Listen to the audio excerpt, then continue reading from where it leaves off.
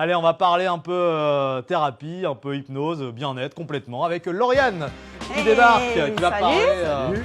Bonsoir. Bonsoir. Bonjour. On peut nous regarder à n'importe quelle heure, hein, comme tu sais. Hein.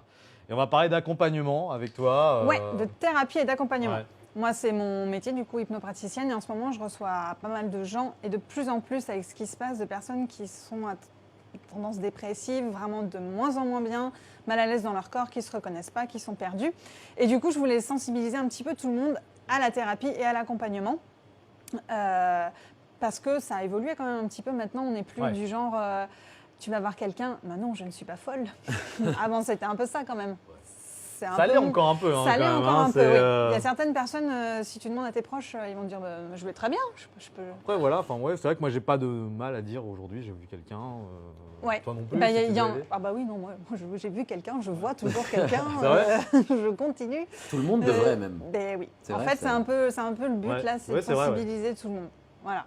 Et déjà, comment savoir qu'on a besoin d'une thérapie ou d'un accompagnement, à votre avis? Non, j'allais dire. Quand on commence à se taper la tête contre le mur, c'est ce que j'allais dire. Un peu avant. Non, mais c'est quand on arrive à mettre la corde dans le salon. On n'arrive pas à comprendre son comportement en fait. Ouais, par exemple, on a des interrogations. Qu'on a des angoisses aussi, peut-être, qu'on a des tristesses, qu'on est souvent triste. En fait, quand on commence à reconnaître qu'on a un problème, que ce soit qu'on ne se sente pas bien, qu'on se sente triste ou ce genre de choses, déjà reconnaître qu'on a un problème. Et généralement, on passe le pas quand le problème commence à être douloureux. Douloureux, qu'on en souffre, que ce soit au niveau des émotions, que ce soit au niveau des comportements. Ça peut même être de la douleur physique. Et c'est souvent à ce moment-là qu'on décide d'aller voir quelqu'un.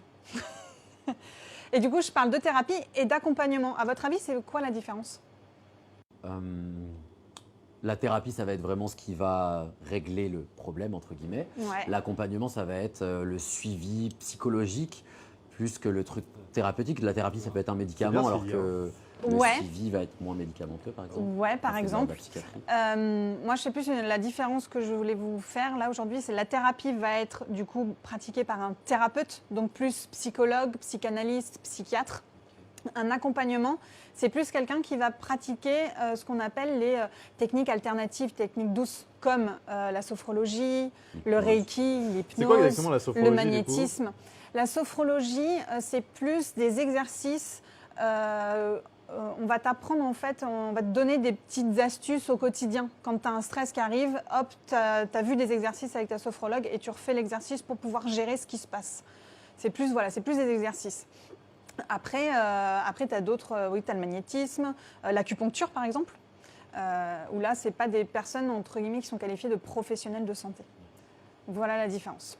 Du coup, c'est pas toujours simple quand on a un souci de savoir vers qui s'orienter, parce que c'est vrai que maintenant, il y a pas mal de monde qui pratique différentes choses.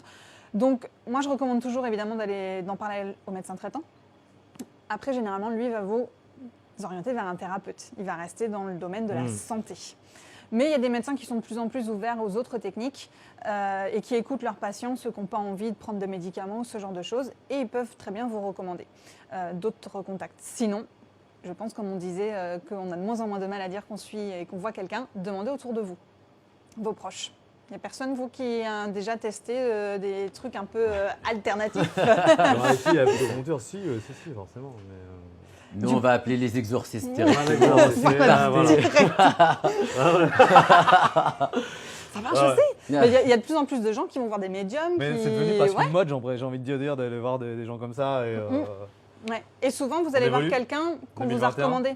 Vous allez souvent demander ah bah tu as vu, elle est bien, etc. Et vous pouvez aussi maintenant vous fier aux avis Google. Parce que Google, en fait, ne donne pas la main à la personne. Ouais. Donc, si vous lui mettez un avis, la personne ne peut pas le modifier, ne peut pas le supprimer. Donc, il n'y a pas de fake. C'est plus rare. Il y a des gens très réacs qui sont contre tous ces gens, genre ma mère. Ouais. Voilà, Mais ça évolue, c'est ce qu'on dit. Il y en a encore qui freinent, mais il y en a qui avancent. Voilà. Et vous seriez prêt à... Donc, toi, tu dis que tu as... Moi, j'ai été voir... déjà suivi quelqu'un. Je suis allé voir avec une hypnotiseuse.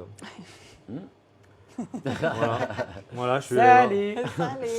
Mais j'avais testé avec Lauriane. On n'a pas fait beaucoup de séances, mais non, on en a fait qu'une. C'était histoire de faire connaissance surtout, c'était surtout pour l'avoir en fait, c'était pas forcément pour hypnotiser. C'est bon, c'est une charlatane, allez. Non, mais j'ai fait un psy. Après, j'ai fait un psy, voilà. Ouais. Mais et puis non, c'est tout pour l'instant. Et toi, tu serais Non, moi, je prêt? pense que c'est absolument Ouais. important.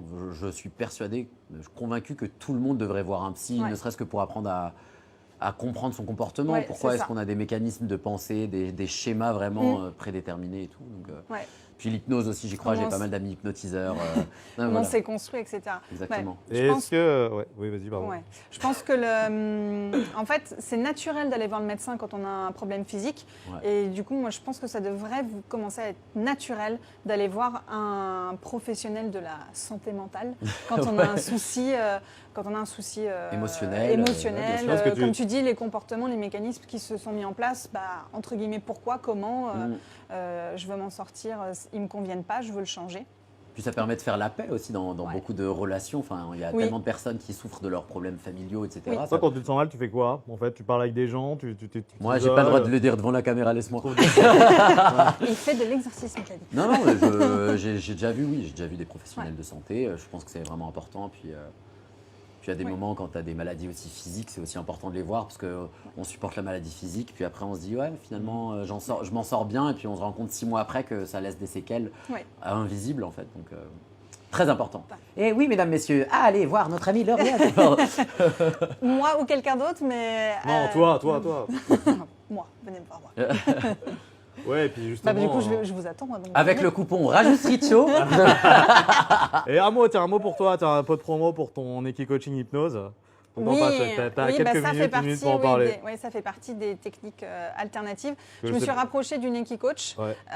et du coup, on a mis en place une offre où on propose un suivi sur 1 mois où on allie l'Eki Coaching et l'hypnose. Donc, c'est toute une formule où vous commencez par de l'hypnose, ensuite il y a quelques séances d'Eki Coaching et ensuite on refait de l'hypnose pour venir renforcer tout ce qui a été Tout fait, fait. tout verrouiller pour gérer des problèmes émotionnels, de comportement.